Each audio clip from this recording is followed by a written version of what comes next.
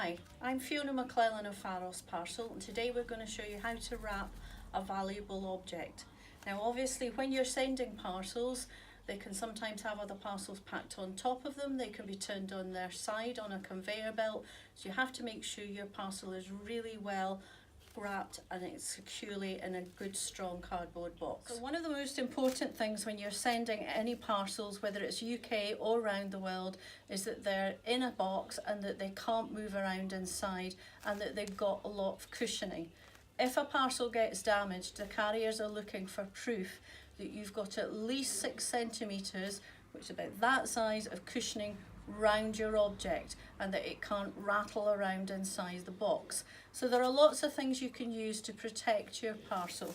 You've got the small bubble wrap here, we've got peanuts that can be used to fill in the voids.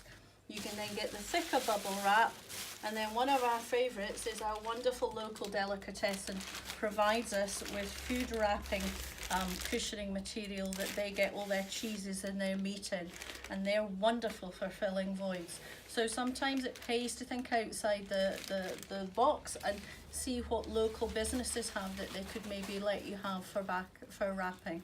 If the worst comes to the worst, scrunched up newspaper and paper is really effective as well. Right, so today we're going to wrap this very expensive vintage flower pot, just to give you a demonstration of how if you wrap something correctly, it will survive the journey when it's being posted.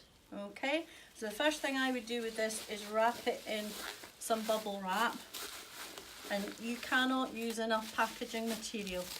And the other thing is make sure that you wrap it securely, and that you, if there's any edges, that you're also making sure that those are very well protected. We tend to, here in our parcel shop up here in Perth, is we would wrap that in small bubble wrap and then do the same again in the larger bubble wrap.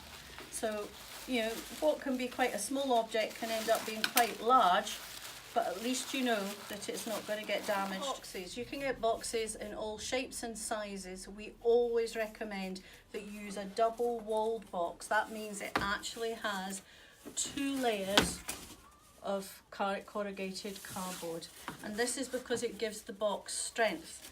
A lot of people use recycled boxes. That's fine, but every time a box is used, it loses over half its strength. So if you use a recycled box that's been used 2 or 3 times, you're going to end up with your parcel delivered at the other end looking like mush.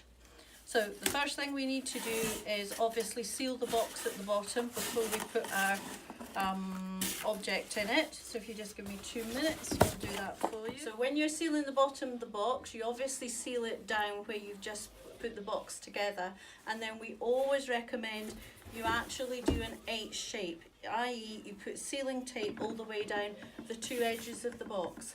The reason for this is your box is going to travel down conveyor belts, probably at the best part of 20 or 30 miles an hour. It's going to tumble against other parcels. It might be turned on its side, it might be turned upside down, and you want to make sure that there's nothing on the box that could get caught in machinery, in which case it would get ripped. So next we're going to put some internal cushioning inside the box, and that's to ensure that the item doesn't rattle around inside it. The tighter that thing is packed, the less chance it's got of being damaged. I am constantly amazed with the way people just chuck stuff into boxes, send it halfway around the world, and then wonder why things do arrive damaged. Whereas if they'd just taken a little bit of time to use a bit of logic and wrap things. Even an old towel is good for wrapping something up if you've got something valuable that you want to ensure doesn't get broken.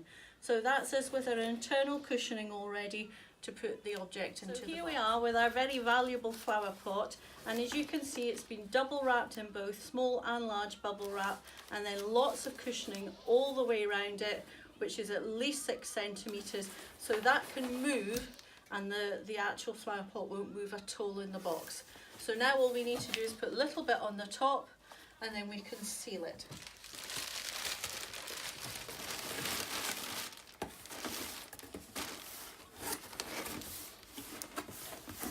Now, a little word about parcel tape. You can get cheap stuff, you can get slightly more expensive stuff. get the proper good quality parcel tape, because it sticks, it doesn't come undone, and it's going to make sure that your box stays sealed all for the whole journey, and that it's not going to rip at all or come off if it gets exposed to maybe a bit of rain.